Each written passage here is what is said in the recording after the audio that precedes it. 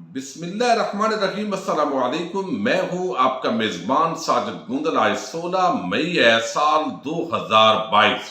شہر اقتدار اسلام آباد میں اس وقت مایوسی اور بے یقینی کے بادل منڈلا رہے ہیں۔ ہر طرف ہلچل مچی ہوئی ہے۔ شہباز شریف مسلسل ملاقاتوں کے اندر مصروف ہیں اور دوسری طرف دونوں طرف سے اسٹیبلشمنٹ کو نشانے پر دیا گیا ہے۔ تحریک انصاف کی ایک عام رہنما نے D G I S P R کو بڑی سخت وارننگ دی ہے۔ اس پورے معاملے کا پس منظر آپ کے سامنے رکھوں گا۔ سب سیاسی جماعتوں کا جنازہ نکلے گا۔ کپتان نے ثوابی کے اندر بڑے عام تقریر کی ہے۔ اعتزاز احسن نے بھی امپورٹڈ وزیر اعظم کی دھلائی کر دی ہے۔ تازہ ترین ڈیولپمنٹس پر تفصیل کے ساتھ ہم بات کریں گے۔ امید کروں گا کہ آپ سماعت کرنے کے بعد ہمیشہ کی طرح اپنے قیمتی فیڈ بیک سے ضرور آگاہ کریں گے۔ پنجاب کے اندر اس وقت آپ کو علم ہے حکومت موجود نہیں ہے اور ایک کرائسس ہے۔ جس طرح ایڈوکیٹ جنرل پنجاب سے ایک جواب زبردستی لیا گیا اور وہ ضائع کر دیا گیا، یہ بھی ایک بڑا سکینڈل بننے جا رہا ہے۔ دوسری طرف جو پنجاب اسمبلی کے سیکرٹری ہیں محمد خان بھٹی اور بہت سارے افسران، ان کو گرفتار کر لیا گیا ہے۔ بعض کو گرفتار کرنے کی کوشش ہو رہی ہے تو چودھری برادران بھی اس پر چیخ رہے ہیں۔ چودھری شجاعت حسین نے بھی آج سخت جواب دیا ہے۔ تو دوسری طرف جو کابینہ ہے وہ بن نہیں پا رہی اور لاہور ہائی کورٹ کے اندر یقیناً یہ منحرف اراکین جو ہے انہوں نے ڈی نوٹیفائی ہو جانا ہے۔ ڈی سیٹ ہوں گے تو یہ حکومت بچ ہی نہیں سکے گی۔ تو شاید اسی کا جو شہباز شریف ہے وہ بھی انتظار کر رہے ہیں۔ یہاں پر جو دوسری طرف معاملہ ہے وہ اگر ہم دیکھیں تو اعتزاز احسن آپ کو علم ہے پیپلز پارٹی کے عام رہنما ہیں اور وہ ناقد ہیں شریف خاندان کے، اور پارٹی کے اندر بھی انہوں نے مخالفت کی کہ ہمیں شریفوں پر اعتبار نہیں کرنا چاہیے۔ لیکن اب جس طریقے سے شہباز سپیڈ کا ایک بیانیہ بنایا گیا، جناب امپورٹڈ وزیر اعظم بن گئے، اس کے بعد ایک 4 دن ڈھنڈورا پیٹا گیا میڈیا کے اندر جو نون لیگ اور پیپلز پارٹی کے صحافی ہیں کہ اب دیکھیے گا مینجمنٹ کیا ہوتی ہے، ایڈمنسٹریشن کیا ہوتی ہے، اور دیکھیے سٹاک ایکسچینج جو ہے اس کا 100 انڈیکس کے جو پوائنٹس ہیں ان میں اضافہ ہو گیا ہے، اور پھر ڈالر کی جو قیمت ہے وہ اب کم ہونا شروع ہو گئی ہے۔ لیکن وہ جو وزیر اعظم جو بڑے سپیڈ والا تھا وہ 5 دن لاپتہ ہو کر لندن جا کر سجدہ ریز ہوا ہے، اور وہ بھی ایک اشتہاری مجرم نواز شریف کے پاس وہ ملک کے فیصلے کر رہا ہے۔ ادارے بھی دیکھ رہے ہیں اور پاکستان کس طرح مزاق بنا ہوا ہے کہ ایک طرف جو حکومت تھی وہ برطانیہ کو اس اشتہاری مجرم کو مانگنے کی بات کر رہی تھی، حوالگی کی بات کر رہی تھی، اور اگلے ہی سال ہم نے دیکھا ہے کہ کس طریقے سے اس اشتہاری کے پاس ملک کی حکومت ہے اور وہ وہاں سے بیٹھ کر سارے معاملات چلا رہا ہے۔ اب اعتزاز احسن جو ہے وہ کہتے ہیں کہ یہ کیسی حکومت ہے بھائی، مخلوط حکومت ہے، آپ نے کسی سے مشورہ نہیں کیا اور جا کر آپ وہاں پر یک طرفہ فیصلہ کرنے کی کوشش کر رہے ہیں کہ ہمیں اسمبلیوں کو تحلیل کر دینا چاہیے، سارا نقصان ہمارا ہوگا، زرداری اور فضل الرحمان بچ جائیں گے، ہمیں ووٹ نہیں پڑیں گے، عمران خان 2/3 اکثریت سے آ جائے گا۔ تو وہ کہتے ہیں کہ وزیر اعظم شہباز شریف کے لندن جانے پر اتحادی جماعتوں کو تحفظات ہیں۔ وزیر اعظم کو چاہیے تھا کہ لندن جانے سے قبل اتحادیوں کو اعتماد میں لیتے۔ وزیر اعظم لندن میں سیمی کابینہ کے ساتھ فیصلے کر رہے ہیں۔ وزیر داخلہ اور وزیر قانون سمیت تمام وزارتیں نون لیگ کے پاس ہیں، تو فیصلے بھی انہوں نے ہی کرنے ہیں، جواب دہ بھی وہی ہوں گے، تنقید بھی ان پر ہوگی۔ تو یہ ساری چیزیں جب عام وزارتیں آپ نے رکھی ہوئی ہیں تو پھر برڈن تو آپ پہ پڑنا ہے۔ اب آپ کہتے ہیں میں باقیوں کا وہ سارا جو کندھا ہے سب نے کندھے دینے ہیں تو یہ وزن اٹھایا جائے گا۔ بھئی کسی نے آپ کا منت ترلا کیا تھا؟ کیا آپ اس قوم کی خدمت کے لیے آئے ہیں؟ بھئی آپ تو لوٹ مار کے لیے آتے ہیں اور اپنے کیسز بند کرنا آپ کا مشن ہے، اور اب یہ ایسا تاثر دے رہے ہیں بعد اپنے نون لیگی جو نوکر صحافی ہیں ان کے ساتھ مل کر، جیسے عمران خان نے معیشت تباہ کر دی تھی تو یہ بڑا احسان کر کے آئے ہیں، انہوں نے حکومت لی ہے قوم کی، تو اب قوم کا برکت نکالنے کا ان کا پروگرام ہے، لیکن دوسری طرف ڈر بھی رہے ہیں۔ اب اس کے ساتھ ہی آج ثوابی کے اندر عمران خان صاحب کا جلسہ ہوا۔ پی ٹی آئی کا جو ہر جلسہ ہے وہ پہلے سے بڑھ کر کامیاب ہوتا ہے۔ وہاں پر کچھ باتیں رپیٹ کی گئی، زیادہ تر عمران خان صاحب چونکہ وہ میسج دینا ہوتا ہے، ہر جگہ وہ چاہتے ہیں کہ لوگوں کو میں وہ باتیں یاد کروا دوں کہ ان کی حکومت کس طرح ایک امریکی سازش کے تحت ہٹائی گئی، اور پھر 3 اسٹوجز، یہ 3 جو لوگ ہیں ان کا وہ ذکر کرتے ہیں، شہباز شریف کا، فضل الرحمان کا، زرداری کا۔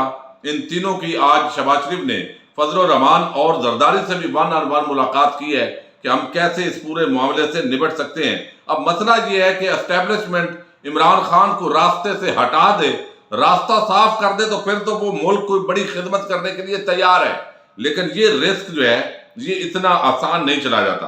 عمران خان صاحب نے کہا ہے کہ ڈیزل یعنی فضل الرحمان اور اسٹوجز کی سیاست کا جنازہ اکٹھا نکلے گا، اور ہم ان کو یہاں ایسا جواب ملے گا کہ 2/3 اکثریت تو پیچھے رہ جائے گی۔ ہم ان چوروں غلاموں کو کبھی تسلیم نہیں کریں گے، صرف الیکشن چاہتے ہیں۔ ہم چاہتے ہیں کہ عوام فیصلہ کریں ملک کی قیادت کون کرے گا۔ میرے خلاف یہ سب اکٹھے ہو گئے، ڈیزل اور اسٹوجز، ان سب کی سیاست کا جنازہ اکٹھا نکلے گا۔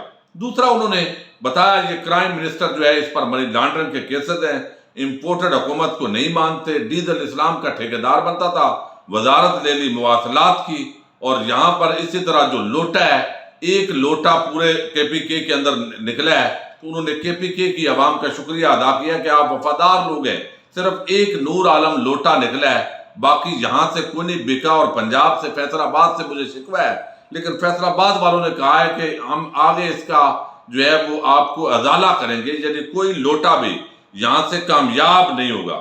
انگریز کے لیے ہندوستان کی غلامی، ساری باتیں انہوں نے کی ہے، لیکن انہوں نے واضح کیا ہے کہ یہ حکومت اس کو تسلیم نہیں کریں گے، الیکشن کروانا پڑے گا، اس کے علاوہ کوئی چارہ نہیں ہے۔ اب شہر اقتدار کے اندر اس وقت بڑی بے یقینی کی کیفیت ہے۔ اپنے جو مریم کے اور شہباز شریف کے صحافی ہیں وہ ایک دوسرے کو پڑھ رہے ہیں، وہ آپس کے اندر ان کے اب رائے جو ہے اس میں اختلاف واضح طور پر دیکھا جا سکتا ہے۔ اب میں آپ کو بتاتا ہوں کہ PTI کی ایک بڑی عام رکن ہے، بلکہ رہنما ہے، شیریں مزاری۔ اسلام کے حوالے سے جو ان کی انٹرپریٹیشن ہے، میں ہمیشہ اس کا ناقد رہا ہوں۔ جب وہ حکومت میں تھی PTI، میں ہمیشہ کہتا تھا کہ اسلام کے معاملے پر اس خاتون کو گفتگو نہیں کرنی چاہیے، لیکن پارٹی کے سیاسی معاملات پر جس طرح وہ بات کر رہی ہے، اور میں حیران ہوں کہ اسرائیل کو تسلیم کرنے کی جس طرح اس نے مخالفت کی ہے، یہ بڑی بڑی NGOs جو یہاں پر خونی لبرل آنٹیوں کا ایک ٹولہ ہے، وہ تو ان چیزوں کی مہم چلاتا ہے، تو یہ بڑا حیران کن ہے۔ میں سمجھتا ہوں اس پر شیریں مزاری کو اپریشیٹ کرنا چاہیے۔ لیکن یہاں پر آپ کو علم ہے، ایک شخص ہے PTV کا اینکر احمد قریشی، وہ اس نے وزٹ کیا اسرائیل کا، اور باقی کچھ امریکن پاکستانی نژاد امریکن سے وہ ساتھ مل کر UAE کی شاید مدد سے کہا جا رہا ہے، وہ وزٹ کیا گیا اسرائیل کے اندر، وہاں کے صدر، مختلف شخصیات سے ملاقات ہوئی ہے۔ اب یہ جو PTV کا اینکر ہے، اس پر جو PTI کے لوگ ہیں ان کا کہنا ہے کہ یہ اسٹیبلشمنٹ کا آدمی ہے، اور پھر یہ ان دنوں کے اندر اسرائیل گیا ہے جن دنوں کے اندر جو ہے وہ PTI کی حکومت ختم ہو رہی تھی، یعنی وہ خاتمے کی طرف جا رہی تھی، اور یہ بندہ اس دوران جو ہے وہ اسرائیل کے وزٹ پر جاتا ہے، اور پھر کس طرح اس نے پاکستان کو بدنام کیا ہے، اس پر شیریں مزاری اور بہت سارے لوگوں نے، عام پاکستانیوں نے زیر تنقید کی ہے کہ یہ تو بڑی خطرناک بات ہے، جو اس طرح کا آدمی ہے وہ چلا گیا۔ اب جو احمد قریشی ہے، جب اس پر تنقید ہوئی تو اس نے ایک بونگی ماری ہے، اور یہ بونگی کیوں ہے میں آپ کو وہ بھی بتاتا ہوں۔ یہ احمد قریشی کہتا ہے کہ بطور وزیر اعظم عمران خان اسرائیل کے ساتھ سفارتی تعلقات قائم کرنے کے لیے تیار تھے، اس میں ذاتی اور خاندانی رابطوں کو راستے کے طور پر استعمال کیا۔ ٹریک تبھی بدلا جب ان کو حکومت خراب حکمرانی کی وجہ سے غیر مستحکم ہو گئی۔ ہم دیکھ سکتے ہیں کہ اس حوالے سے نئی معلومات سامنے آتی ہیں۔ اب یہ الزام لگا رہا ہے کہ عمران خان جو ہے وہ اسرائیل کو تسلیم کرنا چاہتا تھا، چونکہ اب اس پر تنقید ہوئی ہے تو اس پر کاؤنٹر جب اس نے کیا ہے تو اس کو ماموں اور ابو بنا لیا ہے ان لوگوں نے جو عمران خان کے بغض کے اندر اندھے ہوتے ہیں۔ حالانکہ جب سوال کیا گیا تو عمران خان نے واضح کہا تھا کہ جو قائد اعظم محمد علی جناح کا موقف ہے ہمارا وہی موقف ہے۔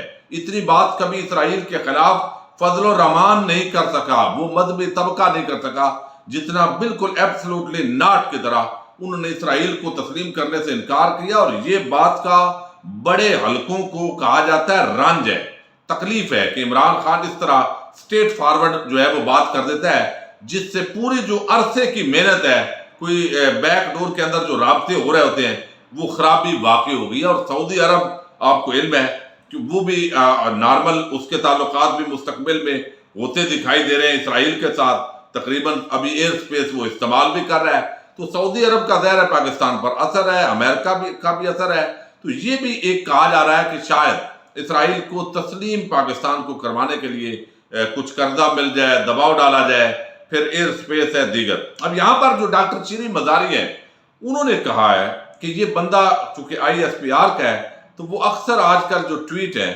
یعنی ہے نہیں کوئی آفیشیل نہیں ہے لیکن سمجھا جاتا ہے، تو وہ آج کل اسپیشل DG ISPR کو وہ ساتھ ٹیگ کر کے ٹویٹ کرتی ہوتی ہیں۔